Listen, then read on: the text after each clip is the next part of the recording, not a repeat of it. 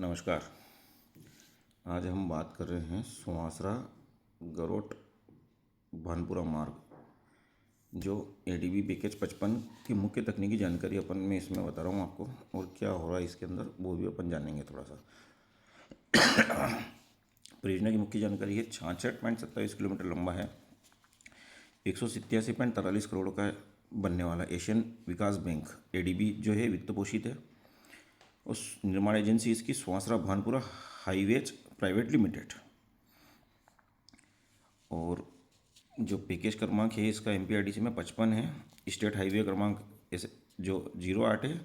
ADB का चरण जो है ये 7वां है इसमें। और एडीबी प्रोजेक्ट कोड है इसका 56364001 और हेम मॉडल में बनना है, जिसमें 60% शासन अभी पैसा देगा और 40% लोन के माध्यम से ठेकेदार को लेना है, और वो शासन उसको इस थोड़े थोड़े स्तर पे इसको पेमेंट करता रहेगा लोन का। इस प्रोजेक्ट में सड़क निर्माण के लिए जो है पीक्यूसी और बिटुमिन रोड बनना है अपना।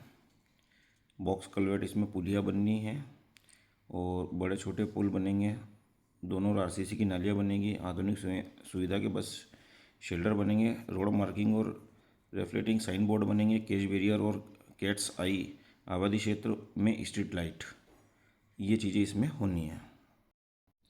इसमें देख रहे होंगे आप सड़क संरचना की परतें पीक्यूसी बनना है। इसमें 7 मीटर मुख्य सड़क और 1.5 मीटर या 3-3 मीटर दोनों तरफ सीसी में बनना है। और बिटुमिन में जो बनेगा उसमें 1.5 मीटर दोनों तरफ करके 10 मीटर पक्की सड़क बनेगी। डीएलसी आधार परत होगी। जीपीएस ड्रेन सिस्टम होगा इसमें, और सब ग्रेड मिट्टी की होगी इसमें। इंजीनियरिंग के मानक के अनुसार बार ट्रांसफर के लिए डोवेल बार और स्लेब जोड़ने के लिए टाई बार, ये दोनों चीज़ें महत्वपूर्ण तरीके से इसमें उपयोग होनी है। निर्माण कार्य के है ना, तैयारी, शटरिंग, कंक्रीट डालना, जॉइंट कटना। ये जॉइंट जो है, कटिंग जो है समय पे होना चाहिए। तराई इसकी 28 दिन होनी चाहिए, 15 से 28 है ना। और उच्च गुणवत्ता का पीक्यूसी है, सही जोड़ होने चाहिए थे। अब ये डोवेल बार जो है और टाई बार, ये दो तरह के आपको बैनर दिख रहे होंगे, लेफ्ट और राइट बैनर। डोवेल बार, ये डोवेल बार करता क्या है, जैसे कि आप ये देख रहे होंगे ट्रक, जो एक सबसे पहले वाला चीज़ बिना डोवेल बार के, तो ये इस तरीके से जब डोवेल बार नहीं डाला जाता तो ये भार वेट या अनुप्रास्थ में मतलब लंबाई में आगे की ओर ट्रांसफ़र नहीं हो पाता। जबकि सेकंड वाले में डोवेल बार के साथ में आप देखोगे तो ये जो ट्रक जा रहा है, ये जो डोवेल बार है, ये ट्रक का भार जो है पूरा 4.5 मीटर पे डोवेल बार डलने थे।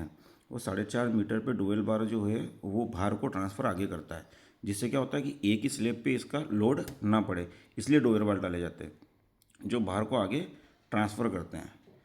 और देखिए, भार को आगे स्लेब में ट्रांसफ़र कर सड़क की उम्र बढ़ाता है ना। ये इस तरीके से डोवेल बार से इसको जोड़ा जाता है। और टाई बार क्या होते हैं, जो लंबी सड़कें होती हैं तो उनको जो आपस में जोड़ने का काम जो ये टाई बार करते हैं। ये टाई बार जो है कंक्रीट में पकड़ इतनी मजबूत बनाता है कि उसको टूटने नहीं देता, आपस में जोड़ के रखता है।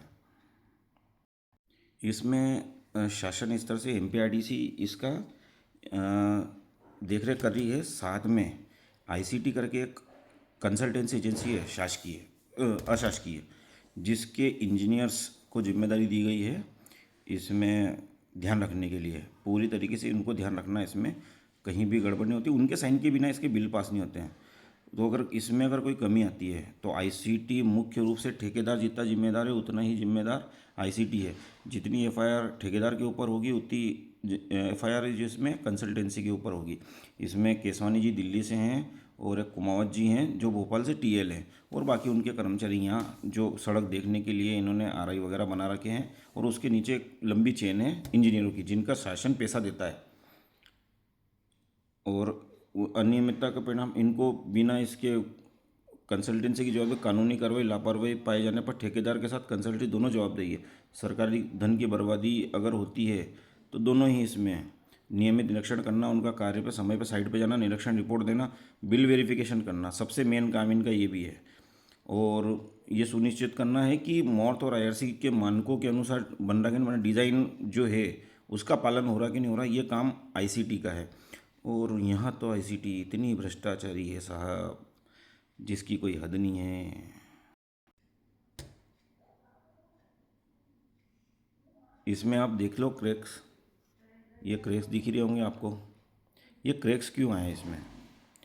गायब हो गए डोवेल बार इसमें से, इसी वजह से क्रैक आए। आप सुहासरा से भानपुरा जब जाओ तो आप एक बार देखना ईमानदारी से कि आप गाड़ी में नितिन गडकरी जी ने जी एक बार दौरे पे गए थे तो उन्होंने बोला था अपने 8 लाइन पे कि उन्होंने गाड़ी दौड़ाई थी, एक वीडियो देखना आप उनका, और उन्होंने एक गिलास पानी का भर के रखा था गाड़ी में कि अगर ये पानी निकला इसमें से तो मैं रोड खुदवा दूंगा। कारण क्योंकि उन्होंने उतना पैसा इन्वेस्ट रोड को और ठेकेदार को उस स्तर का पैसा उन्होंने दिया था, उसी स्तर का पैसा उसी जो डीपीआर उसकी थी वैसी डीपीआर इसकी है, गुणवत्ता वही होनी चाहिए, वही रोड ये भी बना है।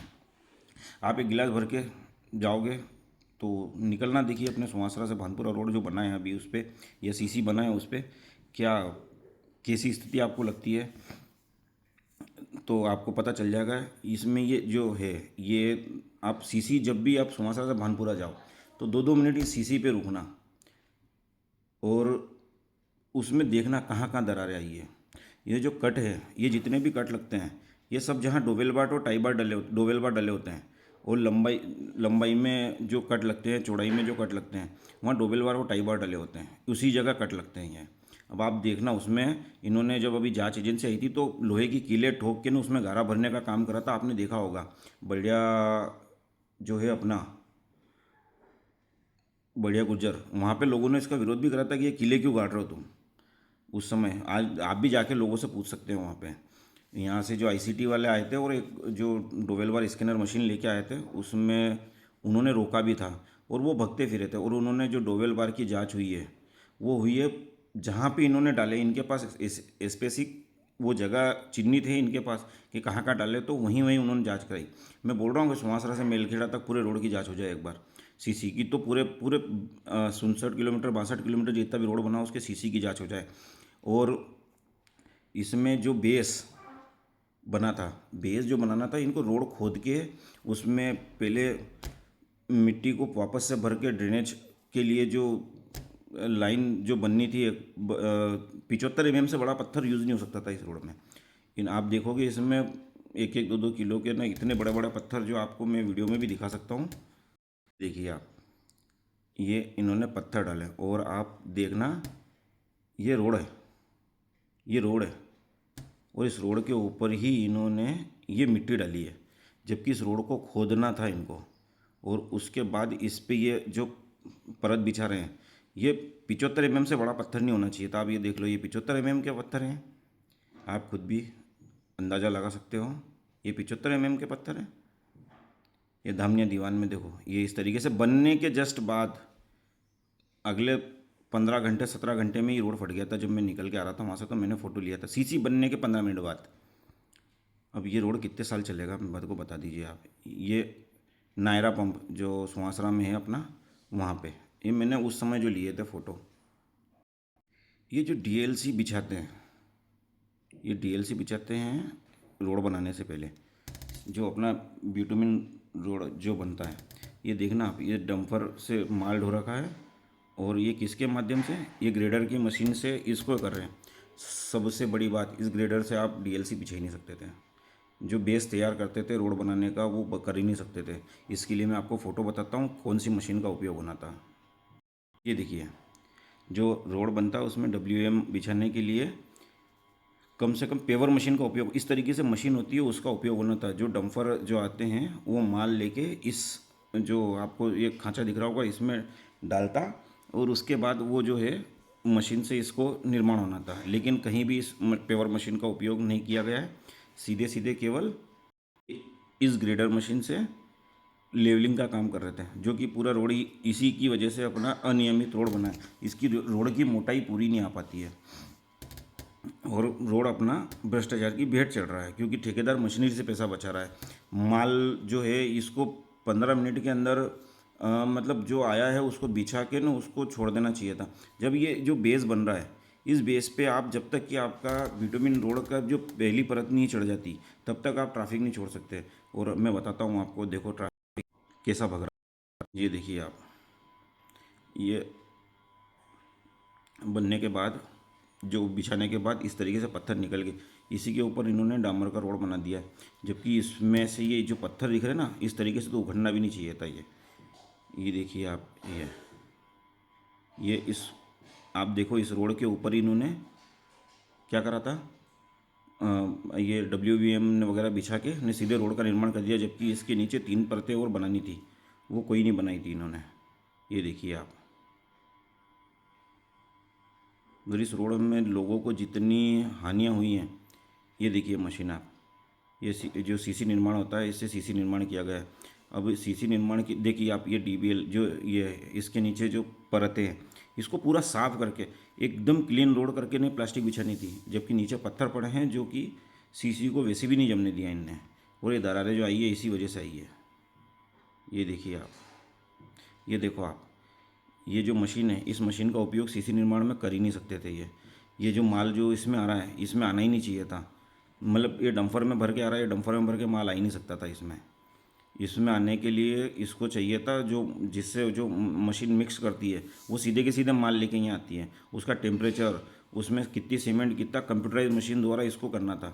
ये घंटों से माल बना के ने इसको 15 या 20 मिनट या 1 घंटे में माल को लगा देना चाहिए था। ये घंटों घंटों तो माल पड़ा रहता है, माल भी इतना सख्त हो गया है कि इसको कल इससे उतारना पड़ रहा है, JCB मशीन के द्वारा उतारना पड़ रहा है, देख लीजिए आप। अब ये JCB से जो माल उतर रहा है आप बताइए कितना सख्त हो पाएगा ये देखिए आप, इसका उपयोग कर रहे हैं इसमें, जबकि ये सरासर गलत है इसमें। ये देखिए आप, इसके द्वारा माल बिछा रहे, डोवेल बार टाई बार तो सब गायब है इसमें से। अब रोड फटेगा नहीं तो क्या होगा, ये धामनिया दीवान के पास का ही है। ये रात में जब मैं आ रहा था उधर से स्वामगढ़ से, तो मैंने इसका वीडियो बनाया था खुद ने रुक के, ये मेरे हाथ से बनाया हुआ वीडियो है, मेरे मोबाइल से बनाया हुआ वीडियो है। ये जब मैं यहाँ आ गया था वीडियो बनाने लगा था, तो ये ठेकेदार के आदमी के रोक दो थोड़ी देर काम रोक दो, और मुझे लगभग 4 घंटे वहाँ रुकना पड़ा था। उसमें ये 50 या 100 मीटर टुकड़ा बनाया था इनने, कहीं डोवेल बार नहीं डाला, कहीं टाई बार नहीं डाला। मैंने इसकी लगभग मानवेन को शिकायत भी करी थी जो इसका अधिकारी है, पर कहीं ना कहीं भ्रष्टाचार तो ICT से लेके MPRDC के अधिकारियों तक में है। उस समय मनवानी इनका अधिकारी था, उसको भी शिकायत करी। चीफ इंजीनियर गोपाल सिंह जी है, उनको भी कई बार शिकायत कर चुके हैं।